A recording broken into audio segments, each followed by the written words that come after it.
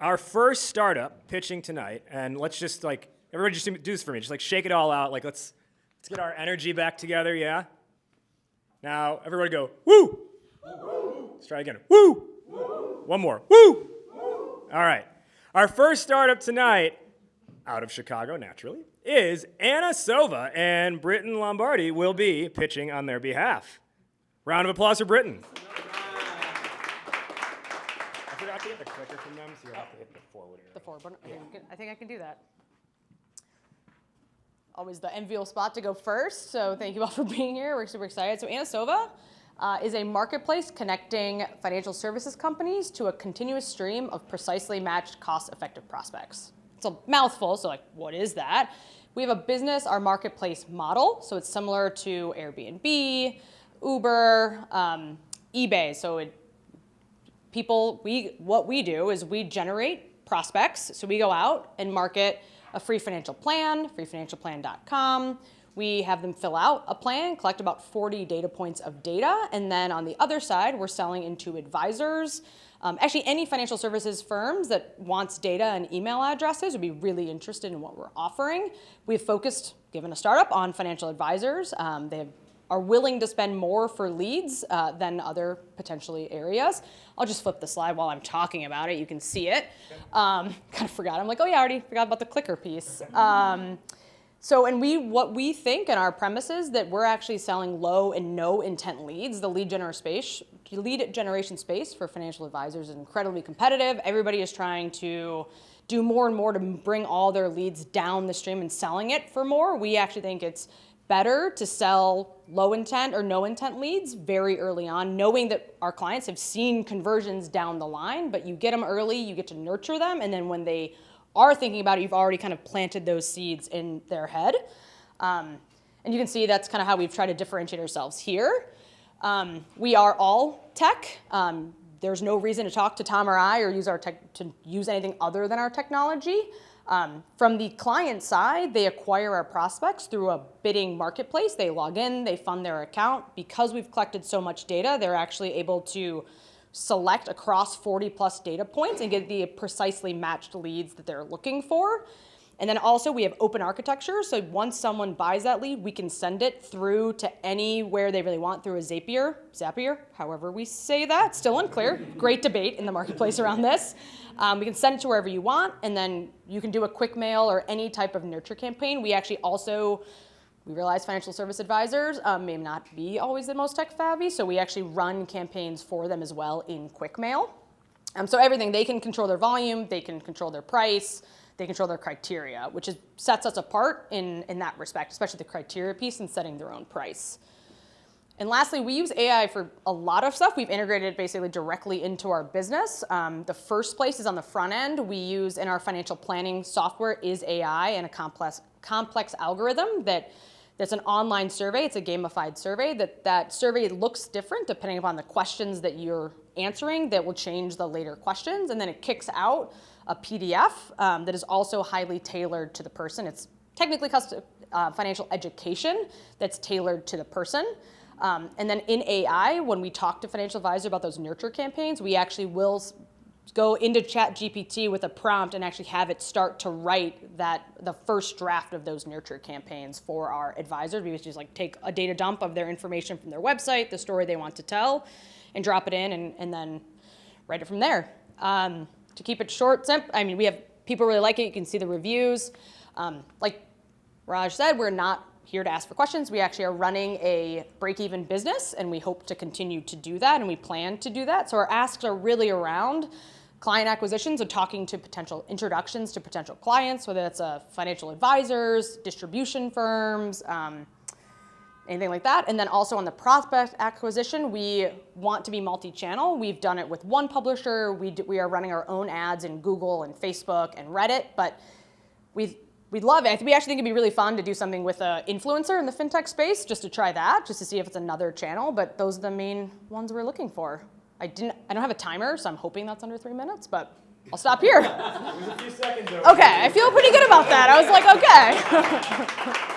You should do the 1 minute, you play some music, All right. Questions or feedback or Yeah. thoughts or I can't see your name tag. I'm sorry. You talk about like influencers, so I work in marketing right now. Oh. We work with influencers in different niches or whatever. So Oh, nice. is there like a specific criteria you're looking for in terms of like financial advising influencers? Yeah, I think financial education would probably be something, just maybe someone that's more up market, not necessarily like, oh, how do you pay off debt, but how do you think about investing? How do you think about saving for retirement? How are you thinking about for your family finances? Not necessarily like getting out of debt or credit card debt. We obviously have people run plans that have that, but we're really monetizing I would say anybody that's kind of on that 100,000 or more of investments. So even like, what are you doing with your 401k or retirement plans?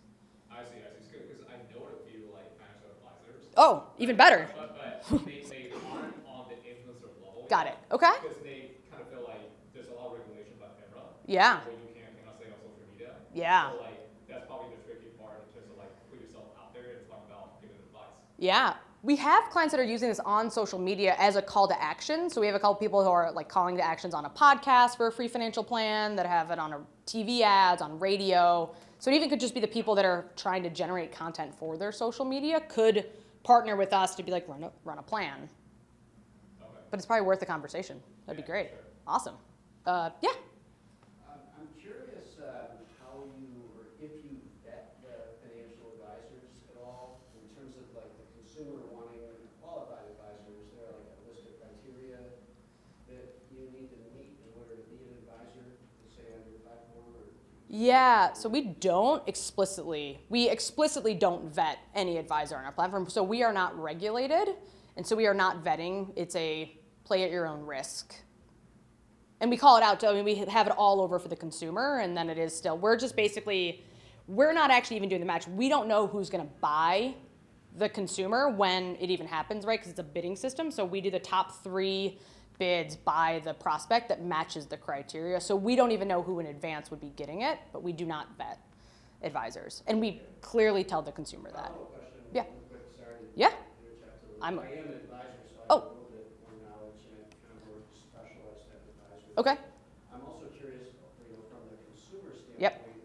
What is the value to the consumer? Are you just finding consumers that need something and then saying, hey, we have an advisor that can do this, but you make it clear you don't actually vet the advisor, but this is just someone you can talk to in case you're interested? Yeah, so they get a free financial plan. So we have it's 20 plus pages, depending upon if you're kind of in that advisor qualified. We have 20 plus pages of really detailed, smart thoughts. It's actually Tom here was an advisor, and we've definitely taken his brain and put it into the plan. So they're actually getting about a 20-page PDF with the ranges are big, a lot of things to think about. Here's some ideas. You want to talk to an advisor. In there, we provide them a list of questions because we've gotten feedback that people are shy to have a conversation with an advisor. They don't know what to ask. So we've actually just provided them a list of like, hey, you might want to ask these questions.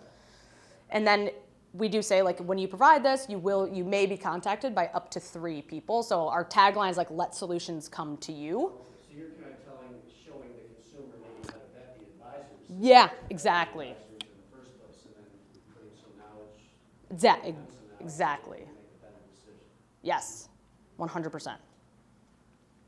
Was there a question down here, I thought? Nope, okay, awesome. So I have a question, and I also want to let you know that, like potential requests to connect and stay Yeah. connected. That on that, like having the consumer ask questions, we're currently for my company is like trying to get the AI to like naturally be inquisitive. Oh, okay. Because like people they're very shy, right? So if Yeah. you tell them like ask a question, they're gonna sit there and like you're gonna get a chat bubble, and then they're gonna delete everything. So if I figure this stuff out, like Yeah. have AI naturally just like start to request information on its own. That would be cool. I want to stay connected and like utilize all the sauce. Whatever. Yeah, that would be cool because right now ours is just like a survey where, like just how you would always do it. But it'd be cool if there was like a chat bubble and made it seem like a chat box popping up. That'd be a really cool way to do it. Yeah.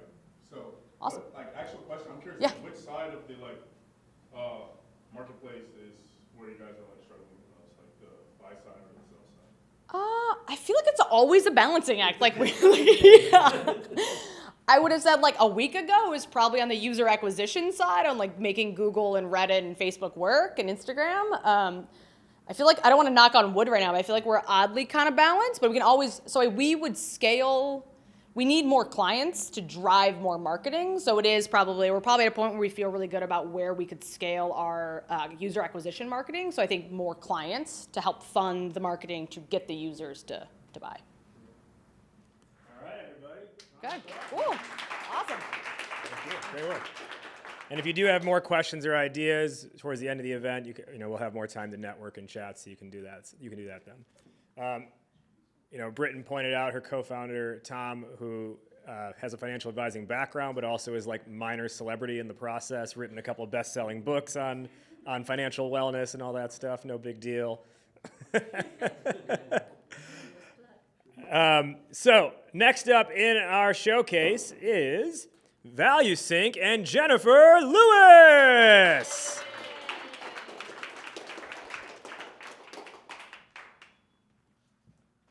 Thank you very much. And I'm pushing the button myself? Yes, the forward arrow. Cool. Thank you for being here.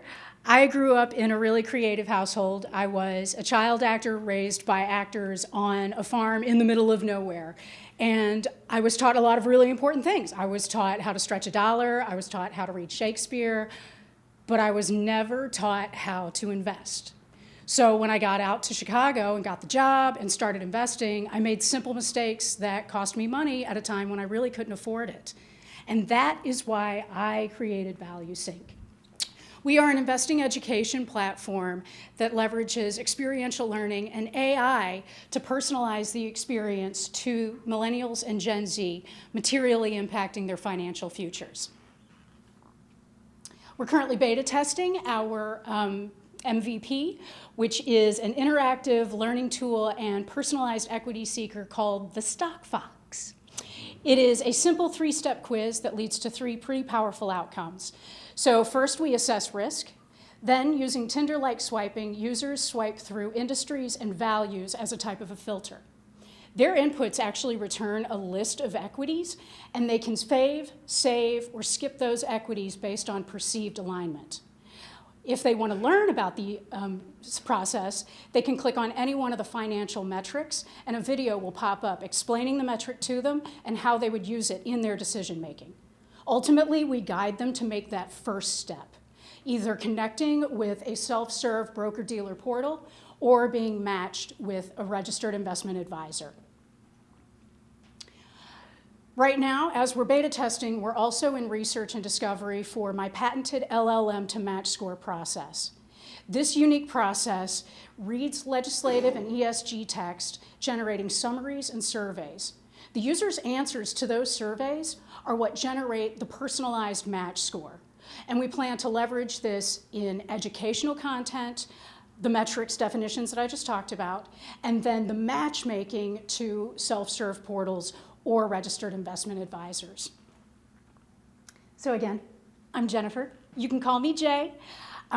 After my creative childhood, I went on to become a data scientist, a U Chicago MPP, and a retail investor with more than 20 years of business experience. I am currently looking for experts in financial advisory, financial regulation, and most importantly, financial education. Please feel free to connect with me on LinkedIn or anywhere around these parts here tonight. And thank you for your time. I feel like all of you presenting just need to meet each other also. Yes. Hi, how y'all doing? Questions, ideas, feedback? Thoughts? We have one right up front. Let's do it. Hi. Yes. Hey. So thank you so much for presenting today. My question for you is, do you operate strictly in the equities, or do you in equity space, or do you go into bonds or alternatives? That is my person. And also, if it's strictly equities, where are you sourcing those? Are you sourcing basically those different types of equities on the administrative level, or is it strictly is it just kind of like a data? Where are you getting kind of the larger database? Sure. So as of right now, it is strictly equities. That being said, my beta testers have already requested ETFs, mutual funds, bonds, et cetera. So that is a future iteration. And as of right now, because it is the MVP, I'm getting all of my data from Alpha Vantage right now. But I am looking to partner with organizations to get stronger data. I have one. Go. What kind of feedback are you getting from your R&D So the RIAs have had the best feedback so far. I mean, no beef to our retail investor beta testers, but they don't really know what questions they want to ask. But the registered investment advisors have been really great about asking for different things that are available. They've also asked for a lot better matchmaking between the user and the client. And so one of the experiences that I had, somebody gave my phone number out and a bunch of advisors called me. And so they're really leaning into the matchmaking portion of the LLM. So how does that impact where you're gonna go from here? So- Is it choose your personal? Well, it's put me in kind of an interesting position because my ideal customer profile for retail investors is actually younger and lower capitalized investors. My goal is to have a larger impact than they would have had. So their curve goes like this rather than like that. And so with registered investment advisors struggling with the cost of time to service that type of client, it's actually helped me pick out a point where we can guide the user towards the self-serve broker portals and then use it as a sales qualified lead for that platform. When I worked in finance briefly a long time ago, in another life, there was almost a threshold where investors wouldn't speak to you. Exactly. Do you know, have you figured out, like, so sometimes the threshold was, 100K. Mhm. Sometimes they wouldn't talk to you, 50 or 60. Do you know how far low your threshold would go and how that differentiates you from like work with the, because the in-person advisor that's going by the wayside. I mean, people are using robots anyway. So sorry. No, you're good. So how much different is this gonna, how much different, and like how much more of a market are you gonna be able to open up? Absolutely. So there are 140 million millennials and Gen Z. About half of them are not currently investing, and so that's the half that I'm focused on. Exactly. And so I've got 5 registered investment advisor beta testers right now, and each of them actually has a different threshold that they hit. One guy has no minimum, one guy is at 25, one guy is at 60. It really just depends. And that's where the matchmaking portion comes in, because we want it to be a fruitful experience for the advisor, but it also needs to be that for the retail investor as well. And so using those different data points to align and then showing the retail investor the advisors that align with their goals and then letting the retail investor make the first move, kind of like Bumble. So the retail investor makes the first move. They're already more bought in than they would have been before, and the advisor knows that they don't have to like weed through. So our goal is to save time. And with the StockFox tool, my beta testers had actually requested like white label versions of it so that they could send it directly to the client and use it as a collaborative tool, which was really exciting for me. But that's the way it's worked well. Thank you. Hi. What are the biggest mistakes that you see young investors make? So the first one, the biggest one of all, is the stonk hype on the internet. You read 2 things on internet, you put $1,000 in, and poof, it's gone. Same with, I've seen a lot of crypto regret with, Stop crypto. it is, but they're getting into things with the thought that it's a get-rich-quick scheme, that it's, all or nothing. Ramen or Lambos. And that's really not how investing is meant to work. And so the goal of Value Sync is to help them blend the 2 definitions of value in their mind and invest in things that are a good long-term investment or a growth investment and not just a hype chase. Yeah, gotta end it there. Yeah, go for it. Thank you. Do you mind sharing, as a child actor, were you on anything we would know? So I did the Pepsi One commercials with Tom Green. Oh, Way back in the day, like 1998. Pepsi, nice. Pepsi One?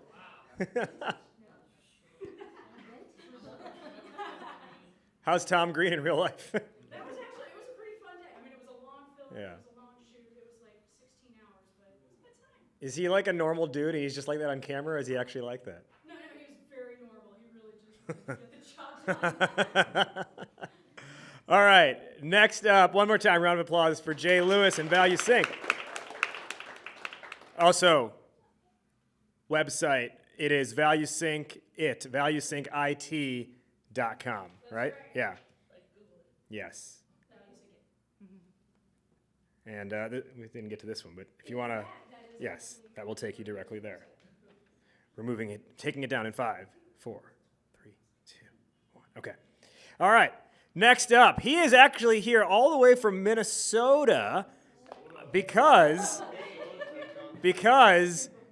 usually we try and keep Startup Grind Chicago things to Chicagoland area. You can kind of keep stretching Chicagoland further, but really, he comes to Chicago so often that I was like, well, you can be our adopted son. And I actually met him on a startup boat cruise a couple weeks ago and was like, come on, join our event here. So Christian Durfee, everybody, with InvestLink Social.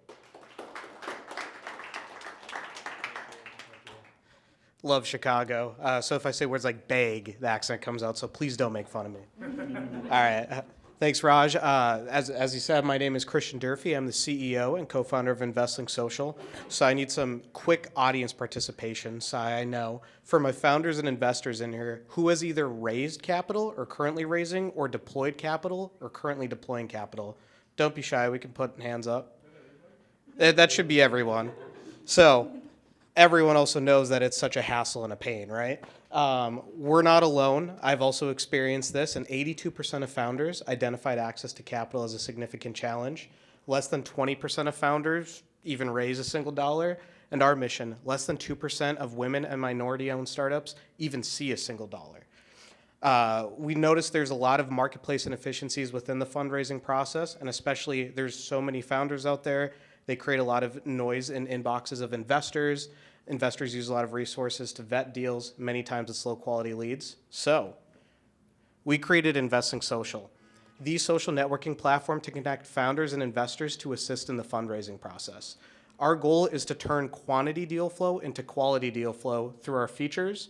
Entrepreneurs can grow their network and enhance their business knowledge through our social connections, social communities, as well as an extensive educational resource library. And on the flip side, we act as a vetting system for investors of all types and sizes through our AI matchmaking. Hint, hint, that's what we'll talk about in a minute. Our in-depth and accurate data profiles, that's another thing we'll talk about in a minute. And a way to track founder growth from start to finish and beyond. So within the fintech part of our platform, we're a marketplace. However, we do exist in the fundraising process. We're currently not a broker dealer, so we don't have money go through the platform, which we will add in shortly. But I want to touch on the quality deal flow for a minute. So a lot of our competitors, they'll scrape information online. It's happened to me in the past, and most of the time that information is inaccurate, especially financials. If you don't sign up for InvestLink Social, you are not on InvestLink Social. Any founder or investor who signs up, they go through a process where we ask for as much data as we can possibly get from them, and it's up to them to fill it out. If they decide to go through the verification process, they go through a mini KYC, and then we're able to then store all this data, including, again, key information on them, financials, create financial graphs and charts. So if you're an investor looking at a founder, you know exactly who you're talking to right then and there, and vice versa. With our platform, there's also a lot of opportunities for AI and ML, from profile optimization to cold message outreach to even on our back end, being able to take all this data in and see which constitutes a great investment or one that's going to be successful versus not. But however, what we're currently building in is an ML model where we're taking in data of what does a successful connection look like? What user should connect with what user, where we can put a match percentage on there. So if it's 90%, makes sense, 10%, not really sure about that. So my ask, we've been building this for a few years now, have built out a big pipeline, and we are finally launching at the end of October. So if you scan this QR code, you can join our wait list. It takes 20 seconds to join. It's free, and then it ensures a free profile once we launch. Thank you. I know that was a little over 3 minutes. So. Yeah, it was. You know your time. I did. I practiced it, and I'm like, you know what? I'm going to stretch it out. You're good. Questions, feedback, ideas?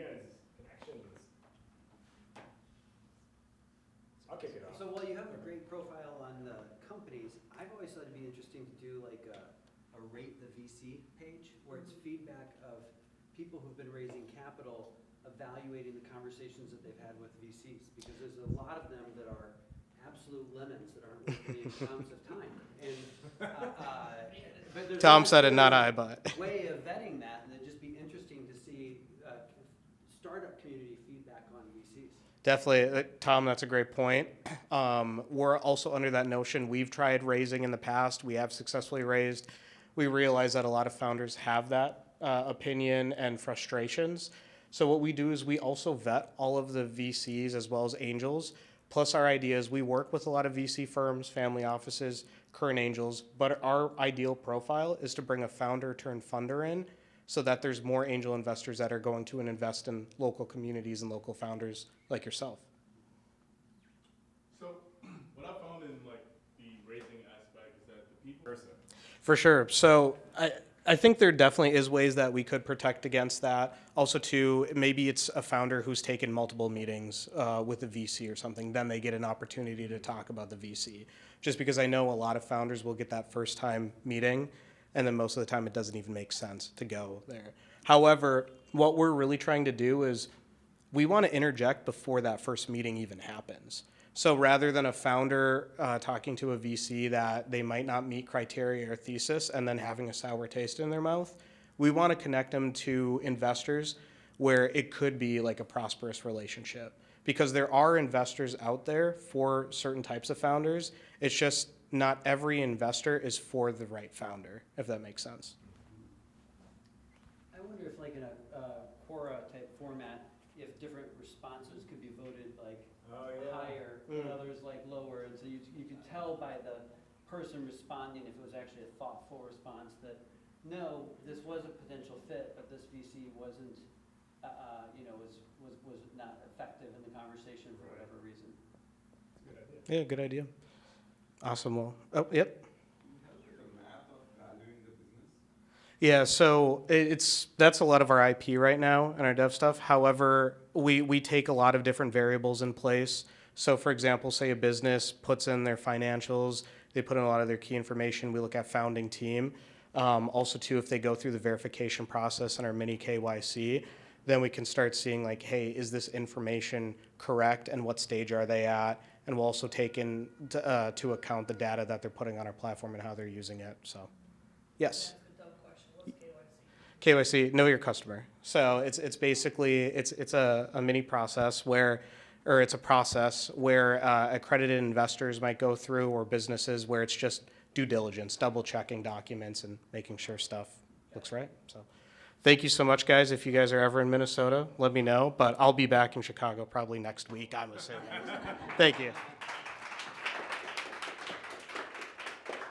You're gonna be like the longest path to like racking up statics. It's only like, like a couple 100-mile trips each time.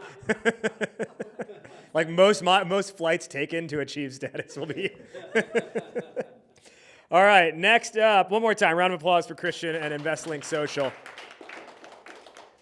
Next up, it's not sour, it's not salty, it is sweet, and it is their co-founder, Femi Ola Ogdubesan. Thank you. Can I do like a quick little like refresh on this thing? Yeah, do the forward arrow.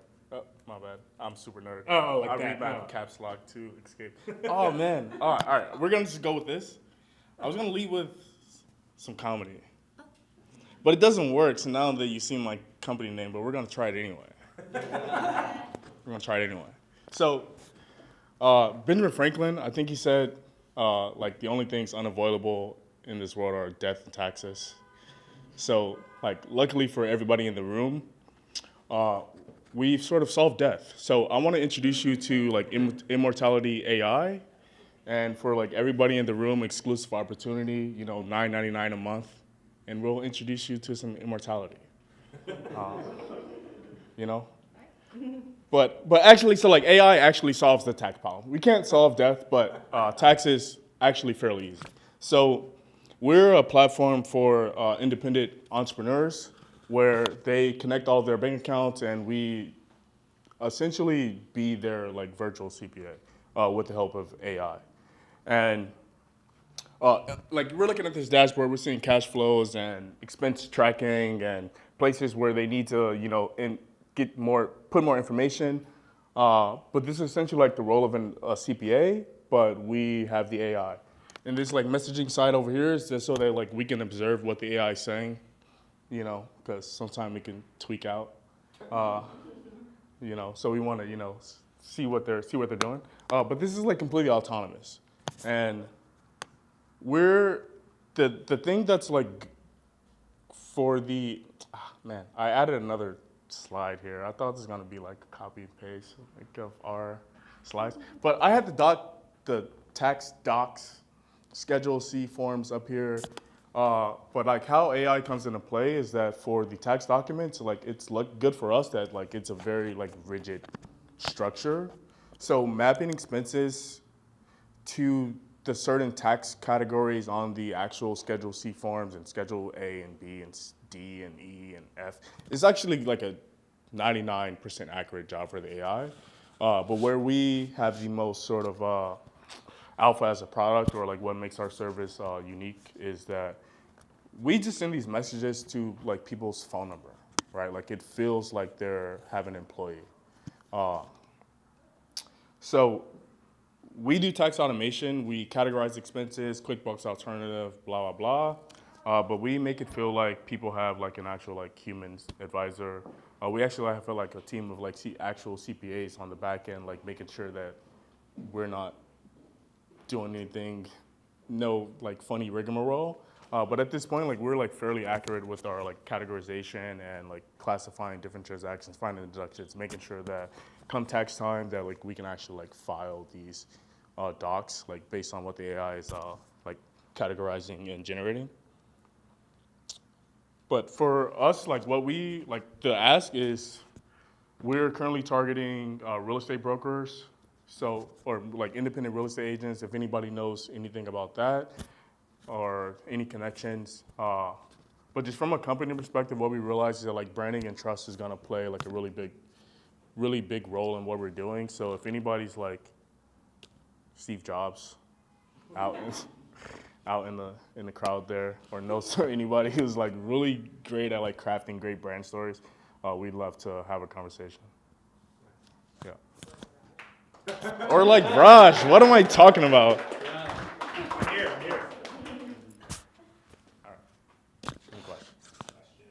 How does if I'm a real estate agent, how do I get my data into your software?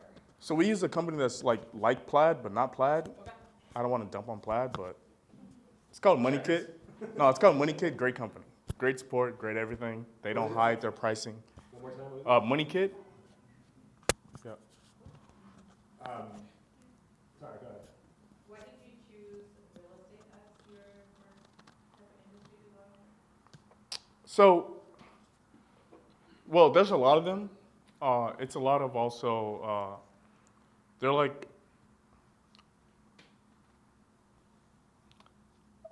Sorry, I'm a tech guy. I'm just gonna say this in my words. They're like educated people, right? So like we're not trying to convince them of something. We're just like going after them and solving their needs, and they like recognize that like, okay, like I don't want to do any of this. I also don't want to hire like a CPA or an accountant. So like if you're gonna save me some money, like sure. We've had like they're also like very personable. That's their thing naturally. So like reaching out to them is like very easy to set up calls and everything. But they're all on 1099. They don't get much support from their like actual brokerages. So like it's been a very natural process. We were in beauty before, so like still have like a small foothold on those people. But there was a lot of like education process of like, why should you even be doing this, and setting aside money for taxes and all that jazz. So the real estate agents was like a natural progression up. What's your pricing model? We're like in the Netflix range, actually. So we may raise it, but we want to be like a no-brainer to start. So we're targeting anywhere from like $15.99 to $22.99 a month. You talk to fitness instructors too. What's up? You talk to fitness instructors too. Fitness instructors, brilliant. Will. $10.99. Yeah. Thank you. Yeah, go ahead. So, I've been familiar with Suite for the last, probably since the beginning of the year, and last year, right? Previously, maybe you learned something, but I recall you were looking at like beauty salon owners, barbers, Yeah. massage like manual service Yeah. providers. Are you still going after that, or did you learn that that's not your market and now these others are? So like a lot of that comes down to the like education aspect, and like at the stage that we're in, like we don't have the team to educate and sell. So like it's really from like a priority standpoint. A lot of them are, and a lot of them are tax avoiders. Like they're tax avoiders. But it really came down to the education. There's still like a huge opportunity, but like reaching them is it's a lot harder than like reaching like the real estate agents. Like they're pretty you much. don't have to. So the real estate agents and people like them. there's not Yeah, like so same much everyone category, that but thinks they're that just the like. problem exists. They're aware. They're already problem aware. Too much money to not lay off. Yeah, that Yeah. too. Beauty owners and personal trainers and stuff, you can skirt that, but real estate agents that are selling $1 million or more Yeah. or 500K, can't write that off. Not 1099. Now, if you want to avoid jail. I'm just saying, you're not gonna be able to, like, you can't write text, Right. you can't make all that disappear. Yeah. That's funny. What do you know about taxes over there? I'm just saying. A question more on the tech side. Yeah. And not just for you, but I think a couple of the other founders have the same issue. So you're trying to take the AI and train it on a specific set of knowledge. So like in your case, taxes, and like for Jay, it's about financial education. Isn't that kind of more like a wrapper in that you could say, well, why couldn't I just go straight to ChatGPT and have it answer the question, whether it's where should I invest or what tax thing? So like how do you frame the value add someone who just say, I could just ask the AI the same information? So I want to answer that by not answering that. In the same way, like it always a trade-off, like build versus buy. Like when you're building a company, like sure they may be aware of OpenAI, or ChatGPT, but they're not gonna go in there and put in documents and ask it questions. This is why I was like talking about like being inquisitive, right? Like me and you, like we're very aware of the capabilities of AI, right? But everybody just wants their like specific problem solved. Like they're not gonna go around and like fiddle and like train data and try to get it to the point where like it actually like solves their problem. But like we're willing to do the hard work because people will very well pay $22.99, the price of the Pro Netflix subscription, to have their like taxes automated. And also with OpenAI, your data is now available to the public. So if you start putting in personal tax information into OpenAI and someone decides to Google or ask who is Femi Ogabasane on the OpenAI, The G is silent. your Oh, is it? information is Yeah. all there. So. I literally had an experience during the Colorado Venture Equity Program where one of the students in the class literally said the words, I don't want to get financial advice from OpenAI. Yeah. So but Let's continue this. yeah. I believe that's only going to be a problem for like the next 5 or so years, but also at the same time, like that's why we're like very interested in like building brands because we recognize that like human aspect is very important for the time being. But I honestly think like people will be asking like, is the AI off in the next like 5 years, like when it comes to like doing but there's a lot in like the branding and marketing. Round of applause for Femi and Sweet, which I just learned in his last name, Odu Basan, the G is silent. So are you here to tell me that Lil Wayne was rapping about you when he said real G's move in silence like lasagna? All right. The mic was turned off there. That's what happened.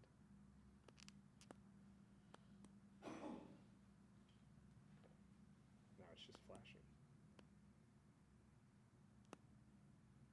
There we go. Yes, back on? Yes. Okay, cool. I couldn't get your stuff into Google Slides, so we're going to switch over to Canva for you. Okay, our final showcase presentation of the night before we head to our fireside chat after this is representing Bonrian Capital Management, Victoria Bills. For those of you that saw the 10 slides, don't worry, we're not going through all of those. So my name is Victoria Bills. I'm co-founder and chief investment strategist at Banner Capital. And I'm here to talk to you guys today about why you are probably not going to retire by the time you're 65. And so one of the major problems that we have, for example, if you have a financial advisor, you are very reliant, contingent upon them to help you grow your wealth so that way you can hopefully retire. And one of the main ways that you can do that is through alternative investments. But while alternative investments are available to most financial advisor clients, they also tend to outperform stocks and bonds by over 12%. Unfortunately, 74% of financial advisors do not use alternative investments in your portfolio or in your strategy. So I'm sorry, you are probably going to have to put in an extra additional amount of money into your 401k if you want to make those retirement plans. So why exactly is it that financial advisors don't use alternatives? Education and time spent. And so what we are doing at Banner Capital is that we are creating an educational platform for financial advisors to learn and invest directly into alternative investments on behalf of their clients. We offer a suite of curated and selected alternative investment products across the broad stripe of the alternative universe that financial advisors can do due diligence on, as well as create model market portfolios on behalf of their clients. We then therefore allow for them to aggregate and look at all of their alternative investment solutions for their clients. And then if, for example, you want to make a new allocation, you can invest directly through our platform. We track all of the AMLs, KYC, also keeping track of K1s and distributions as well, aggregating all of that into our platform, which therefore allows for you to have a one-stop shop for everything that you need related to alternative investments. And the way that we've done this is through building through partnerships. So we have a partner on our back office side, Mammoth Technology, that essentially helps us on that operational side, whereas we work strictly on the investment side. So that means anything related to the due diligence.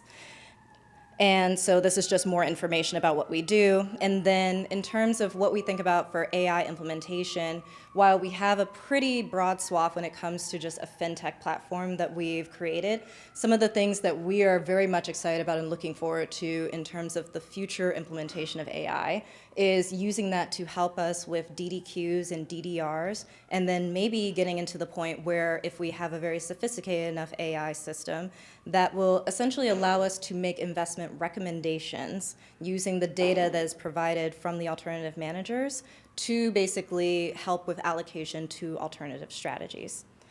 And so basically our ask today is we would love to connect with financial advisors that are looking to scale their alternative investment solutions on behalf of their clients, connecting with asset managers who are working in alternatives, and then finally, most importantly, we would love to connect with anyone that is looking to partner with a female-led fintech team that is looking to democratize and scale alternatives around the world. Thank you so much, and I look forward to your questions today.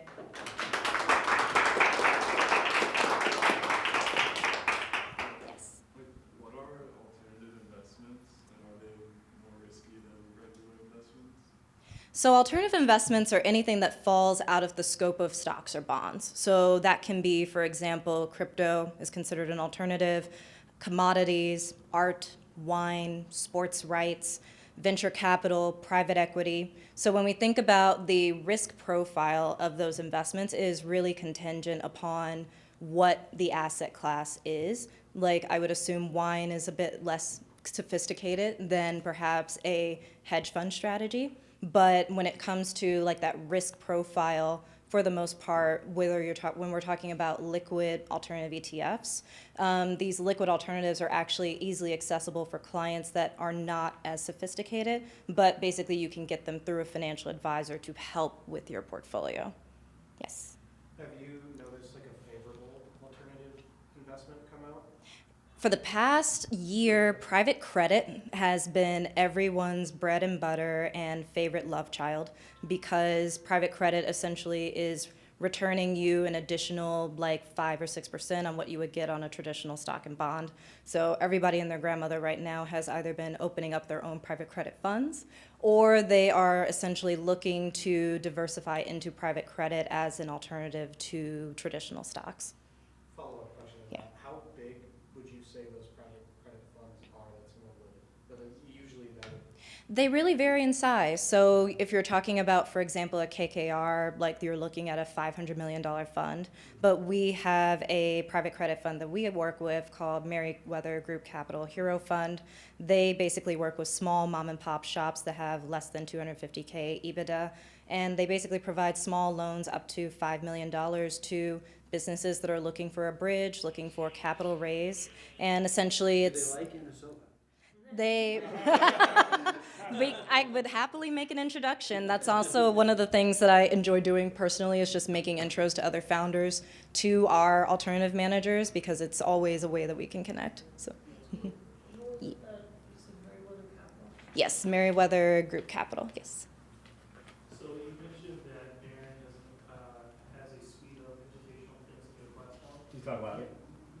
You mentioned that Barron has a library of educational things in your platform. Can you walk me through what type of what's in your library?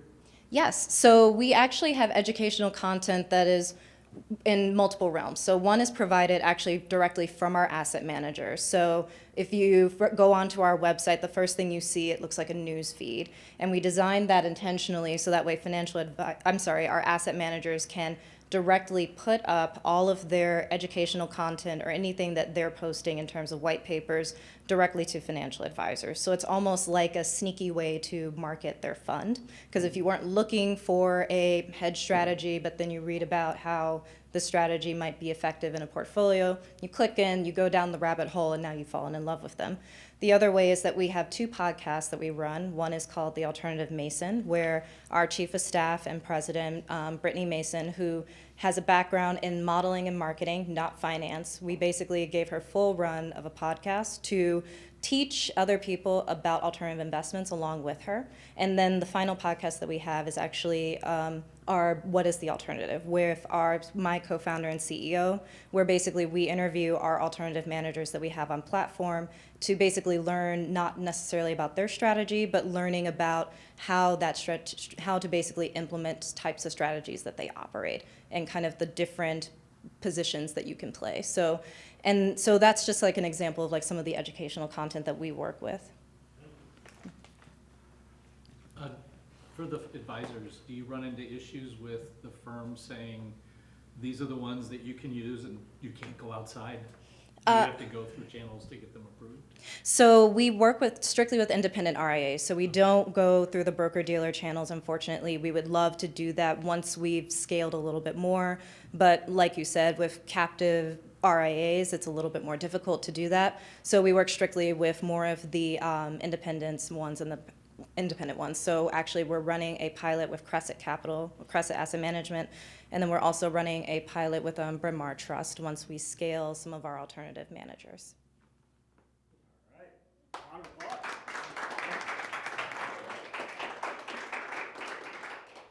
All right. Anyone else get the sense that these 5 companies should just like pass leads to each other?